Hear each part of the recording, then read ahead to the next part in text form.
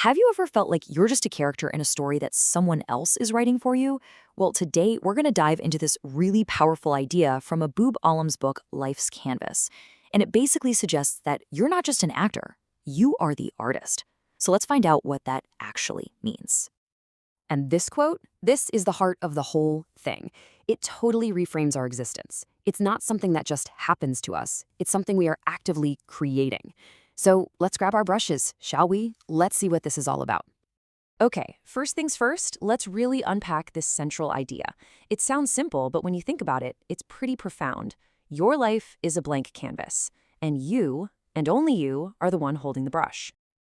You see, this idea completely shifts our role from being a passive bystander in our own life to being the active creator. Every single day, with every choice we make, big or small, we're adding another stroke of paint to our personal masterpiece. It's not about waiting around for inspiration to strike. It's about the daily, deliberate act of painting. Now, think about it. A great painting isn't made with just one color, right? The book makes this amazing point that all of our experiences, the good and the bad, are just essential colors on our palette. Joy, sure, that's your bright yellow, but sorrow, that gives you the deep blues that create depth and wisdom. And failure isn't some mistake you need to cover up. It's the dark paint that actually makes the light colors pop even more. And this is one of the most freeing ideas in the whole book. We're all so afraid of making a wrong move, right? Choosing the wrong job, trusting the wrong person. But in art, a slip of the hand, a spilled drop of paint, that can actually become the most beautiful, unexpected part of the whole piece. And life is exactly the same. Okay, so a great painting isn't just about the paint. It's about the artist's mindset. The tools you have in your head are honestly just as important as the brush you hold in your hand. This part is absolutely crucial. If you have a fixed mindset, you believe your talents are set in stone. Failure feels like proof that you're just not good enough. But a growth mindset, what we're calling the artist's mindset, sees your abilities as something you can grow. Challenges aren't scary, they're how you learn. And failure, that's not the end. It's just feedback for your next brushstroke. I mean, Edison just nails the growth mindset with this. He didn't see 1,000 failures. He saw 1,000 necessary steps in his creative process. Every single wrong attempt was just another brushstroke that got him closer to the one that worked. So how do we deal with the storms that life inevitably throws at us? The book has this fantastic analogy. You've got the giant, rigid oak tree. It tries to fight the wind, and it snaps. But then you have bamboo. It just bends with the storm and bounces right back when it's over. Resilience isn't about being unbreakable. It's about being flexible.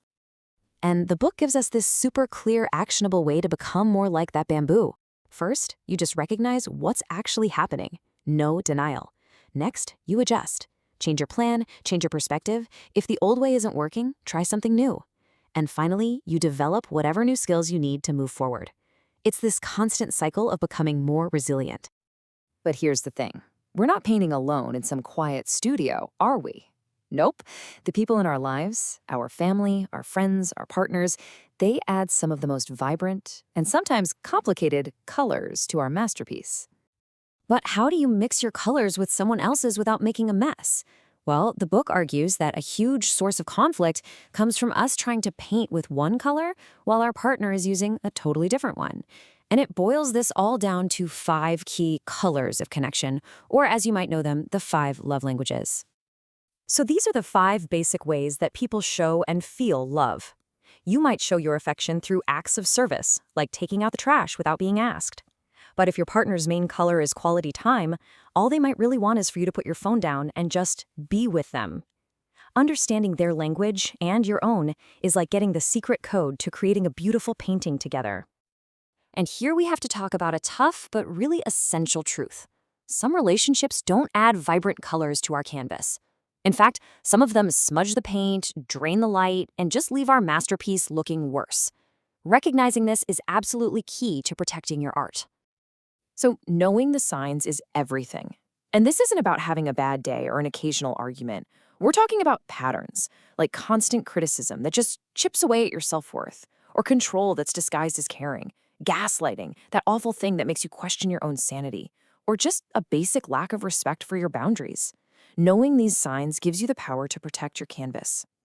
Okay, so we've talked about the canvas, we've talked about the mindset, and we've talked about the colors of our connections. Now it's time to bring it all home. It's time to stop just thinking about the painting and actually pick up the brush. I mean, this says everything, doesn't it? When it's all said and done, a messy, chaotic, but honest and courageous painting is so much better than a perfect blank canvas. The fear of making a mistake is a way bigger tragedy than any mistake you could ever actually make. And please, remember this. Your painting is never finished. It doesn't matter if you're 20 or 40 or 80. Every single day, you wake up to a fresh part of the canvas, with a brand new chance to add color, to change direction, or even to paint over an old section and start something completely new. So I'm going to leave you with this question from the book. The canvas is yours. The entire palette of your life's experiences is sitting right in front of you. The brush has been in your hand this whole time. So what is your next stroke going to be?